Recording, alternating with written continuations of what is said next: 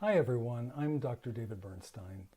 I wanted to welcome you to the very first video in our new series, 25 Tips for Working with Modes. So let's get started.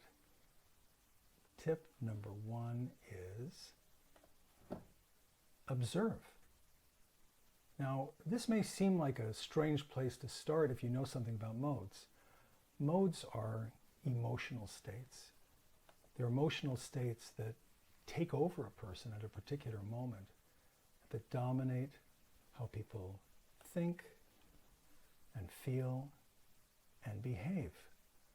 We're not the same way all the time. And even in people who don't have serious problems, we also experience fluctuating states. Now, these states are even more pronounced in people who have more severe problems, like people say with personality disorders or other severe emotional and behavior problems. So if we're going to work with these people, we need to work with the states that are active at any particular moment. And why is that? Well, because in schema therapy, we work with the patient's modes. We work with the modes that cause problems in their lives. And we try to, over time, affect some changes in those modes. And that's also true for the team-based form of schema therapy that I developed called SafePath. In either case, whether you're working with a patient in a therapy room or you're working with patients on wards, in either case, the point of departure is which mode is active right at this very moment, because different emotional states call for different kinds of interventions. So we need to be able to recognize which mode we're dealing with at any given moment. And how do we do that? Well, we need to focus in on the nonverbal cues. And the reason for that is because, people may be talking to us, for example, about all kinds of different things. But the question is, what are they feeling, right? Modes are emotional states. And so that's the place we start if we want to recognize modes. What is this person feeling right at this moment? And in order to recognize that, we need to focus on not so much the content of what they're saying, but how they're saying it. What are the nonverbal cues? What are those nonverbal cues telling us? Things like facial expression and body language and tone of voice. Now, let's take an example. Here's an example of a mode. This is a young man, and he's not saying anything. He's sitting there with his eyes averted, and he has a little bit of a very small amount of a frown on his face. His arms are folded. He's not saying anything verbally, but his nonverbal behavior speaks volumes. And what message is he exactly giving us? Well, here's another depiction of this same mode. This is the image for the angry protector mode from our iModes tool, which contains images of 25 different modes.